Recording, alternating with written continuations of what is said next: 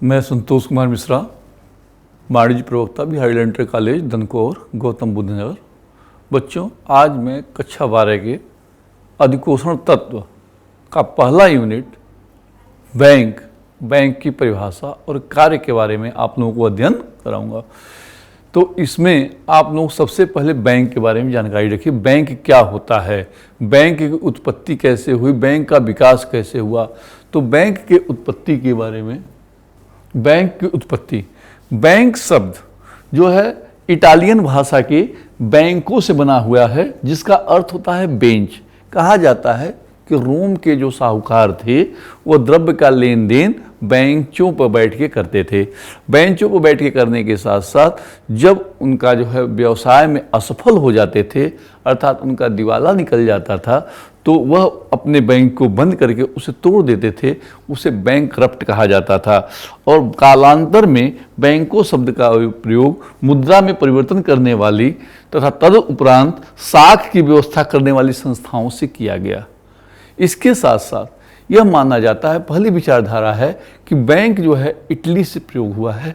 जैसे सबसे पहले बैंक ऑफ जो है इसमें स्टार्ट हुआ और वहाँ से बैंक शब्द के बाद अंग्रेजी शब्द के बैंक हुआ। भारत में इसका प्रयोग बैंकों से अधिकोषण हुआ। अधिकोषण का अर्थ होता है कोष, अर्थात बैंक जो है एक मुद्रा के पहाड़ से किया जाता है। यह भी एक विचारधारा है कि इटली में कालांतर में शुरू में कुछ ऋण से दब गया, तो ऐसे में इटली की सरकार ने सर्वप्रथम वहाँ की जनता से जो है उनके प्रॉपर्टी यानी संपत्ति का 1% ऋण के रूप में ले लिया। 1% ऋण के रूप में लेने के बाद जनता को उसमें 4% की दर से ब्याज देने लगी। और इस प्रकार सरकार के पास एक ढेर पहाड़ पैदा हो गया, जिसे मेंटो कहते हैं। अर्थात उसका अर्थ होता पहाड़ या ढेर, यानी एक मुद्रा की राशि पैदा हो गई। उस शब्द से भी बैंक की उत्पत्ति की गई है। लेकिन यह वर्तमान बैंक जो होता है वह अंग्रेजी शब्द के बैंक से लिया गया है, और भारत में भी अधिकोषण की जगह बैंक शब्द का ही प्रयोग किया जाता है। बैंक का विकास, बैंकों का जो विकास हुआ किस प्रकार हुआ। सबसे पहले बैंक ऑफ वेनिस इटली में सबसे पुराना बैंक है, जो 1157 ईस्वी में स्थापित हुआ है। 1157 ईस्वी में बैंक ऑफ वेनिस की स्थापना के बाद सन 1401 में बैंक ऑफ बार्सिलोना तथा 1407 में बैंक ऑफ जनेवा की स्थापना हुई है। भारत में सबसे पहला बैंक बैंक ऑफ हिंदुस्तान है, जो 1770 ईस्वी में स्थापित किया गया। वहीं से धीरे धीरे भारत में बैंक का विकास चालू हुआ है। अर्थात 1770 के बाद से भारत में बैंकिंग प्रथा स्टार्ट हुई है। उस समय हमारे देश में अंग्रेजों का शासनकाल था। इस प्रकार हम देखते हैं तो कुल मिलाकर बैंक शब्द की उत्पत्ति या बैंकों का विकास जो हुआ है वह यूरोपीय देशों से चालू हुआ है, और भारत में आज विश्व में सभी देशों में इसे बैंक के नाम से ही जाना जाता है। बैंक की परिभाषा, बैंक की परिभाषाएं कैसे निकाले जाते हैं। बैंक की परिभाषाओं के बारे में हम जानते हैं तो बैंक की परिभाषाओं को 3 भागों में बांटा गया है। कार्य संबंधी परिभाषाएं, वैधानिक परिभाषाएं तथा उचित परिभाषा। तो कार्य संबंधी परिभाषाओं को जो हम लेते हैं तो सबसे अच्छी परिभाषा वेबस्टर शब्दकोश के अनुसार दी गई है। वेबस्टर शब्दकोश में ये साफ साफ कहा गया है, बैंक वह संस्था है जो द्रव्य में व्यवसाय करती है और एक प्रतिष्ठान है जहां धन का एकत्रण, संरक्षण एवं निर्गमन किया जाता है। ऋण देने एवं कटौती की सुविधाएं प्रदान की जाती हैं और एक स्थान से दूसरे स्थान रकम भेजने की व्यवस्था की जाती है। इस प्रकार इस परिभाषा में बैंकों के समस्त कार्यों का वर्णन किया गया है। यानी सबसे पहले कहा गया है बैंक वह संस्था या प्रतिष्ठान है जो मुद्रा यानी धन का लेन देन करता है, द्रव्य का व्यवसाय करता है। इसके साथ साथ वह धन का एकत्रण यानी इकट्ठा करता है, उसका देखभाल या संरक्षण करता है और उसके बाद आवश्यकता पड़ने पर धन का निर्गमन का कार्य भी करता है। ऋण देने तथा कटौती की सुविधाएं, जब उसे जरूरत पड़ती है, जो उसके पास धन इकट्ठा हो जाता है तो वह ऋण देता है। ऋण के साथ साथ वह कटौती यानी कि बिल वगैरह, चेक वगैरह के डिस्काउंट का कार्य करता है और धन को एक स्थान से दूसरे स्थान तक भेजने का कार्य भी बैंकों के माध्यम से किया जाता है। तो इस प्रकार बैंक जो है उसकी परिभाषा में एक ऐसी संस्था है जो धन के एकत्रण, निर्गमन तथा ऋण देने, कटौती करने आदि के कार्यों को संपन्न करता है। वैधानिक परिभाषाएं, वैधानिक परिभाषाओं में बैंकिंग विनिमय अधिनियम 1949 में बैंक की परिभाषा दी गई है। इसमें बैंक की जो परिभाषा दी गई है उसमें कहा गया है कि बैंकिंग का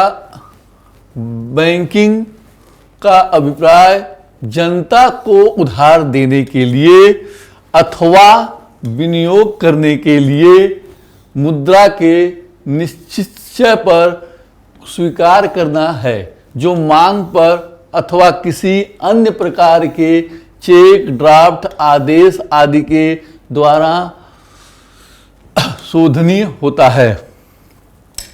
अर्थात कुल मिलाकर यहाँ पर यह कहा गया है कि बैंक वह संस्था है जो उधार देती है, बैंक विनियोग का कार्य करती है और मुद्रा को स्वीकार करती है, साथ में वह मांग पर धन को एक स्थान से दूसरे स्थान पहुंचाती है और लेन देन का कार्य भी करती है। इस प्रकार ये वैधानिक परिभाषाएं दी गई हैं।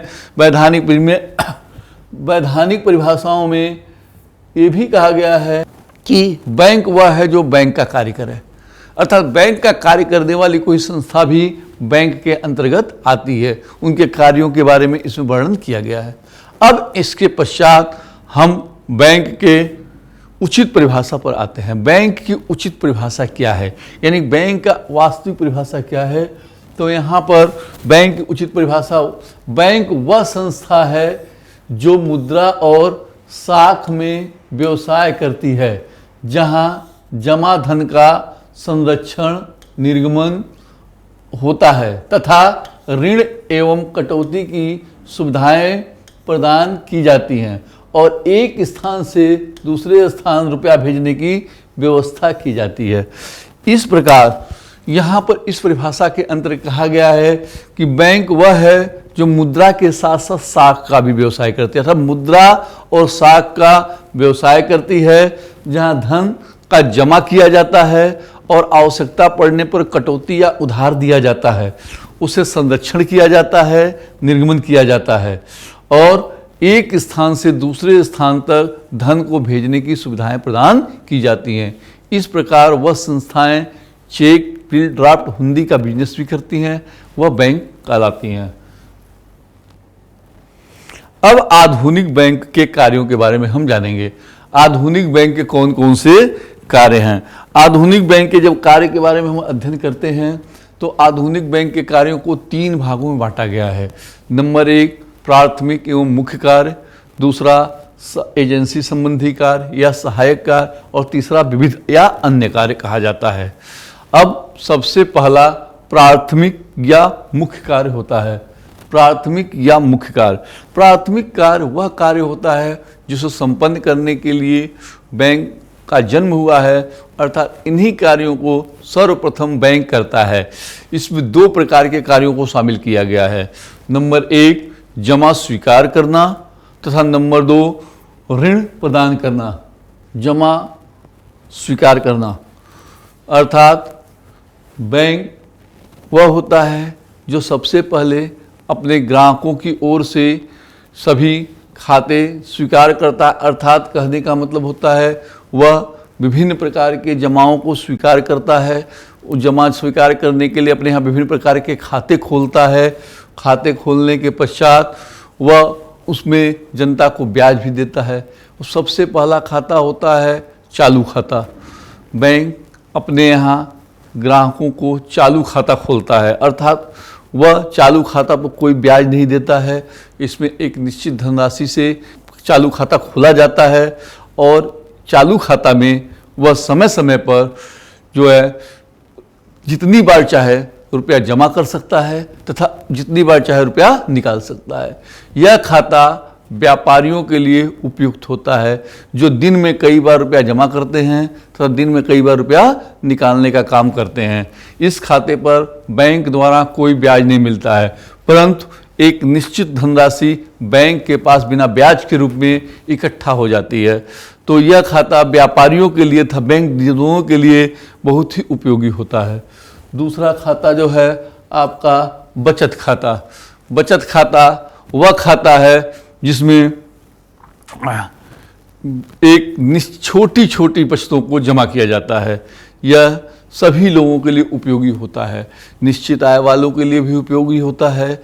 इसमें सबसे पहले हर सप्ताह में एक धनराशि जमा कर दी जाती है और जितनी भी बार चाहे अर्थात जमा की जा सकती है, लेकिन सप्ताह में 2 या 3 बार रुपया निकाला जा सकता है। इसमें जो बचत खाता होता है यह सभी लोगों के लिए फ़ायदेमंद होता है। जैसे छोटी छोटी बचतों को जमा करके आप एक विशाल पूंजी इकट्ठा कर सकते हैं। बैंक इस पर एक ब्याज भी देती है, लगभग 4%। 3 अलग अलग बैंकों के अलग अलग दर होते हैं। 3 से 5% तक का इस पर ब्याज दिया जाता है। सामान्यतः 3.5-4% तक का ब्याज इस खाते पर प्राप्त होता है। तो यह बचत खाता। अगला स्थायी जमा खाता, इस फिक्स्ड डिपॉजिट। यह स्थायी जमा खाता जो होता है वह ब्याज सबसे अधिक प्राप्त होता है। इसमें एक निश्चित धनराशि निश्चित अवधि के लिए जमा कर दी जाती है और उस अवधि के अंदर पैसा निकाला नहीं जाता। यदि उस पर पैसा निकालते हैं तो बैंक द्वारा उसमें पेनाल्टी के रूप में कुछ काट लिया जाता है। अर्थात इसमें एक निश्चित समय के लिए 1 साल, 2 महीना, 4 महीना, 6 महीना, 5 साल, 10 साल के रुपये इकट्ठा ही रुपया जमा कर दिया जाता है। इसमें ब्याज की दर सबसे अधिक प्राप्त होती है। जो लोग ब्याज की रकम से अपने घर का खर्चा चलाना चाहते हैं वे लोग अपने धन को स्थायी जमा खाते में जमा कर देते हैं और उसके ब्याज से अपने घर का खर्चा चला सकते हैं। इस प्रकार स्थायी जमा खाता जो होता है उसमें ब्याज सबसे ज़्यादा मिलता है, ग्राहकों के लिए बड़े फायदेमंद होता है। घरेलू बचत खाता, यह खाता बच्चों के लिए उपयोगी होता है। अर्थात इसमें छोटी छोटी बचत बच्चे बैंक में जमा करते हैं और इस पर कुल बचत खाते जितना ही ब्याज मिलता है। इसमें खाता खोलते समय बच्चा और उसके गार्जियन जाते हैं, बैंक से एक गुल्लक प्राप्त होता है जिसकी चाबी बैंक के पास होती है। बैंक में जब गुल्लक प्राप्त होता है तो बच्चा उसमें छोटी छोटी बचत को अपने उसमें जमा करता है। जब गुल्लक भर जाता है तो वह बैंक के पास ले जाता है और बैंक में उसे ले जाकर फिर से खोलकर मैनेजर के सामने उसकी गिनती होती है और उससे प्राप्त राशि उसके खाते में जमा हो जाता है और उसके पश्चात वह गुल्लक फिर पुनः उसे वापस कर दिया जाता है। इस प्रकार यह खाता आपका घरेलू बचत खाता कहलाता है। आवर्ती जमा खाता, यह खाता निश्चित आय वालों के लिए बहुत ही उपयोगी होता है। इस खाते के अंतर्गत हम हर महीने एक निश्चित धनराशि जमा करते हैं तथा इस पर ब्याज एफडी के बराबर मिलता है। इसमें हम सबसे पहले जो रकम जमा करते हैं वह धीरे धीरे एक मुश्त एक समय के लिए जमा करते हैं। जैसे मान लीजिए 1 साल के लिए हमने 2,000 रुपये के हिसाब से जमा किया तो प्रति माह 2,000 रुपया जमा करेंगे तो साल में 24,000 रुपया प्लस उस पर ब्याज जोड़ कर हमें वापस मिल जाएगा। तो यह राशि छोटी छोटी बचतों से एक बड़ा कार्य कर सकते हैं। जैसे हम क्या करते हैं कि 5,000 रुपया प्रति माह जमा करते हैं कुल मिलाकर 5 साल के लिए। तो ऐसी स्थिति में हमारे पास 5 साल में एक विशाल पूंजी का रूप धारण करता है।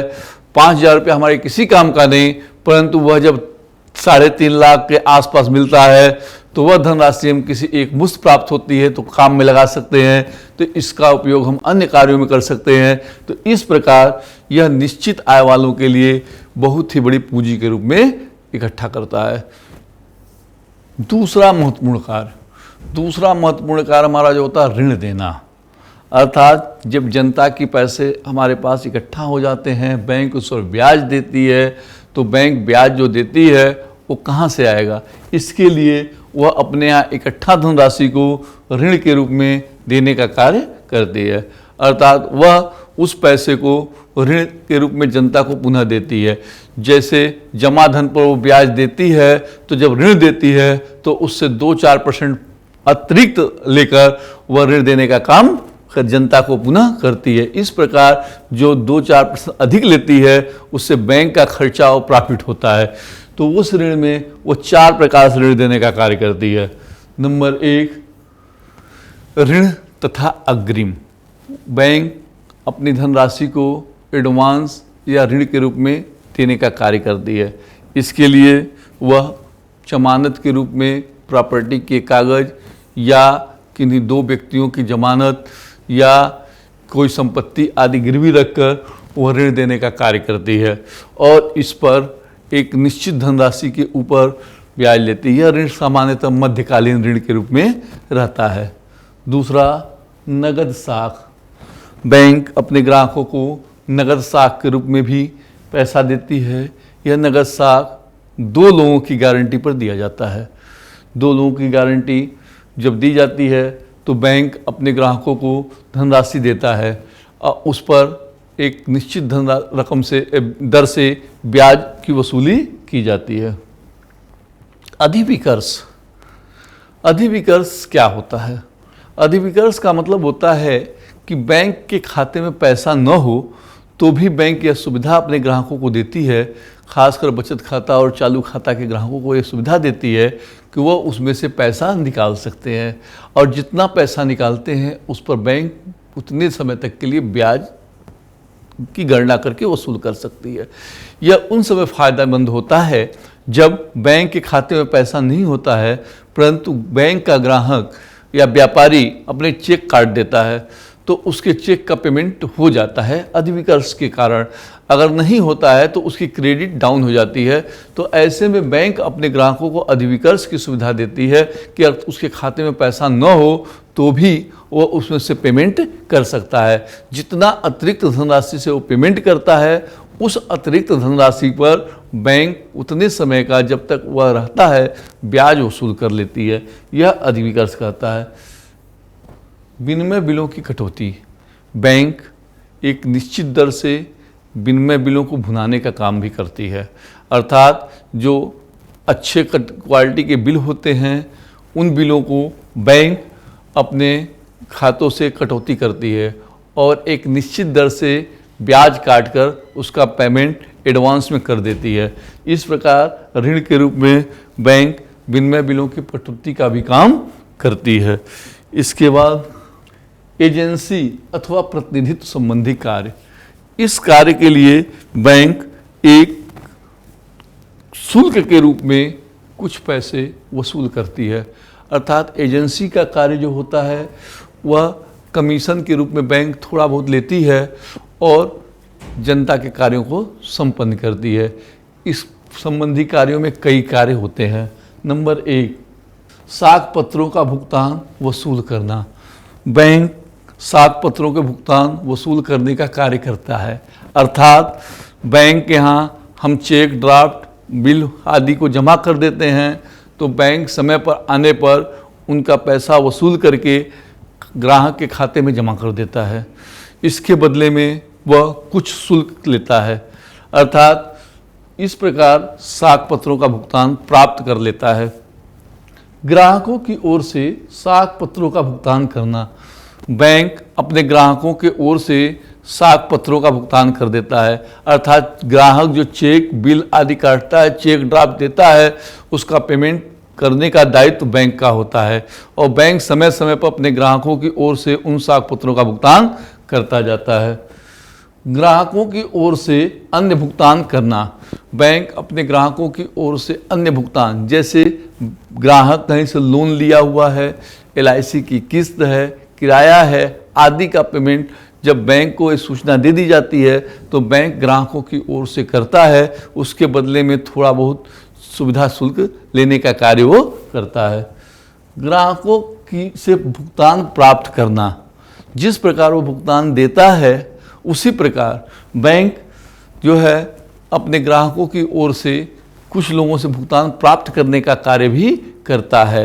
अर्थात मान लीजिए ग्राहक कई किराए वसूल करने हैं, लाभांश वसूल करना है, ब्याज वसूल करना है, ये सब काम बैंक आसानी से कर लेता है और बदले में कुछ थोड़ा बहुत शुल्क लेने का काम करता है।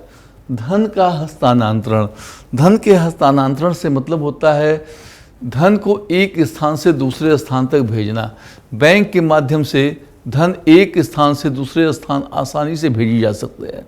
यह बैंक ड्राफ्ट, चेक आदि के माध्यम से या एनएफटी आदि के माध्यम से बैंक अपने ग्राहकों के धन को एक ब्रांच से दूसरे ब्रांच या एक बैंक से दूसरे बैंक, एक स्थान से दूसरे स्थान आसानी से भेज सकता है। इसके बदले में थोड़ा बहुत शुल्क लेता है। अभिगोपन संबंधी कार्य, बैंक अभिगोपन का कार्य करता है। अभिगोपन से आशय जब नई नई कंपनियां स्टार्ट होती हैं तो वह अपने अंशों एवं ऋण पत्रों को बेचने के लिए बैंक को सौंप देती हैं। उनके अंश या ऋण पत्र आसानी से नहीं बिकते, तो ऐसी स्थिति में बैंक उनसे एक निश्चित दर से कमीशन प्राप्त करता है और यह गारंटी देता है कि उसके अंशों या ऋण पत्रों को खुद बेच देगा। यदि समय तक जितने अंश या ऋण पत्र बिक जाते हैं ठीक, नहीं बिके तो बैंक स्वयं खरीद लेता है और पूरी रकम पर अभिगोपन के कमीशन जो है प्राप्त कर लेता है और इस प्रकार बाद में वो धीरे धीरे बेचता रहता है तो संपूर्ण राशि कंपनी को दे देता है। यह कार्य अभिगोपन कराता है।